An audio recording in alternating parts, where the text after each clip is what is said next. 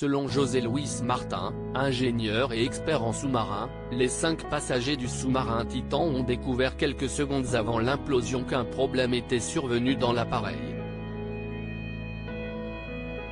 Récit des dernières minutes avant le drame. Le drame du sous-marin Titan n'en finit plus d'interroger les experts. Le journal espagnol News a décidé d'enquêter sur ce terrible fait divers. Pour cela, nos confrères ont approché José Luis Martin, ingénieur et expert en sous-marin qui affirme avec précision que les 5 passagers du submersible auraient découvert qu'un problème était survenu entre 48 secondes et 1 minute 11 avant l'implosion de l'appareil et pendant que le sous-marin coulait vers les fonds de l'océan. Alors que les causes du drame sont encore floues, l'expert explique que le sous-marin aurait été victime d'un problème électrique.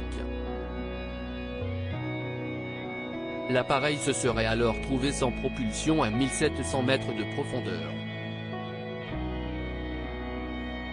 Un constat amenant le sous-marin à faire une chute libre dans l'océan.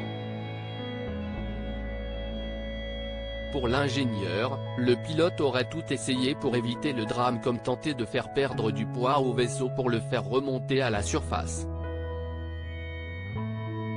En vain.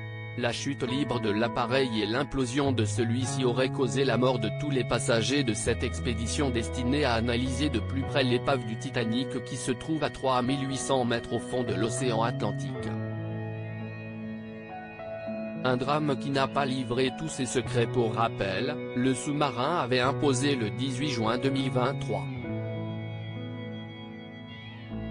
Se trouvait à son bord, le Français Paul-Henri Narjolet, l'homme d'affaires britannico-pakistanais Shahzada Dawood, 58 ans, et son fils de 19 ans, Sulman.